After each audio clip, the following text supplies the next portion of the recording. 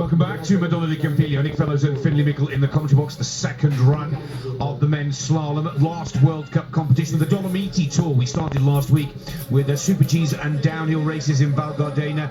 Alta Badia hosting a giant slalom in a classic format, and the first parallel giant slalom last night. And we wrap up swinging across the hill, so you've got to fight harder at that point on the steep. Ski, and you saw him fall inside there because there's not any rut developed yet. A good point. Let's hope that Dave Riding of Great Britain can capitalise on that particular point. First, we look at the first of the Austrians, at Mark Digruber. Now, one or two new names on the Austrian tech squad this season due to the retirement of Benjamin Reich and, of course, the Olympic champion Mario Matt. But they've always got a replacement. They have such strength and depth, Finlay, in their squad, the Austrian ski team, not just in slalom, but in downhill, Super G, giant slalom as well. What they've got and what they've got really in abundance is lots of fantastic Europa Cup skiers. So if you lose a couple of the top guys, the Benny Rights, the old established names, they can just pull these guys up from Europa Cup, and they've got 5 to 10 just fighting for that opportunity to show their best in the World Cup. And of course, the Austrian team coach, Marco Pfeiffer, has set this second pattern of turns. Some people think that's an advantage, others disagree. But there is no question young Digruber here has been told that it's tight on the steep. It opens up towards the end of the challenge, and that is the target time for the two runs. 1 minute 41.23 seconds. And for the young Austrian, Digruber, 15th in Val d'Isère, that could well be another top 20 result. Two solid starts and results to his season. Yeah, really interesting shots as he's coming over the rise there. A little bit on the tails, but the main thing is he gets back to ground and generates the speed out across the flats, which I think he did very well for the podium positions. New leader. Oh no, 900s. Well, maybe you need to be a little calmer and quiet on those closing rollers. I love the aggression that Horgan demonstrated, but maybe that was not as quick as... Watch these rollers. You can find speed, you can lose it. No, good work. Look at the advantage. Luca Arni, full of drive from start to finish. 1.59 seconds into top position. That's the second run charge that we're looking for and hoping for from Britain's Dave Riding. Yeah, the piste is set up perfectly for Rocket right now.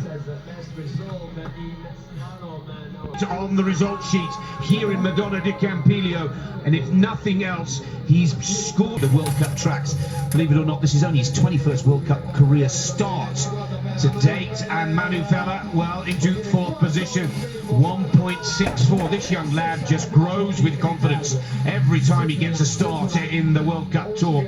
A name for the notebook, I'd say. Yeah, I think the Austrian team has had a large gap between Hirscher, and we can see them really filling that gap, catching up with Hirscher to create a team that the Austrians are so used to having that is dominant in slalom.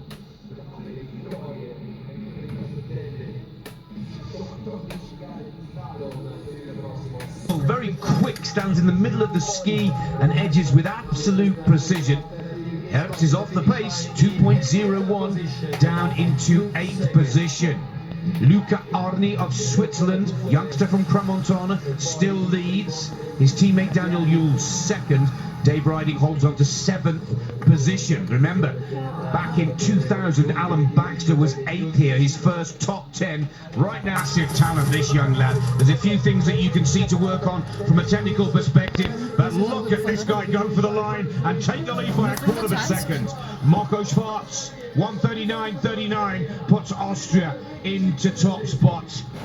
And at just 20 years of age, still has another year, technically, as a junior, is already making impressive waves on the senior. Riding has been pushed down to 11th position.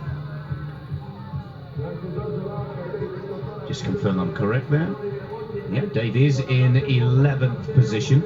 So a guarantee from you is that it's another result, it's another point score, another day rubbing shoulders with Neureuter and Hirscher to help him believe that not only can he ski as well as them, but that he can actually beat them come game day.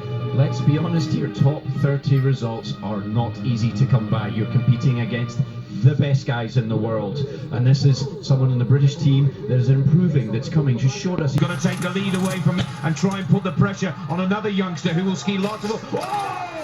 The drone crashes out of the sky and nearly hits Marcel Hirscher. Hopefully he didn't see that. It doesn't seem to have affected his attention or his focus, but that could have been really ugly. The drone that films the skiers crashes into the snow a couple of meters away from Hirscher. He keeps the momentum going and he keeps the green light.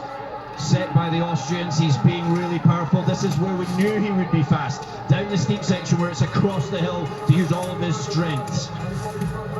Oh, he's a little late coming off the flush. He pushes for the line. Hirscher is in the lead again.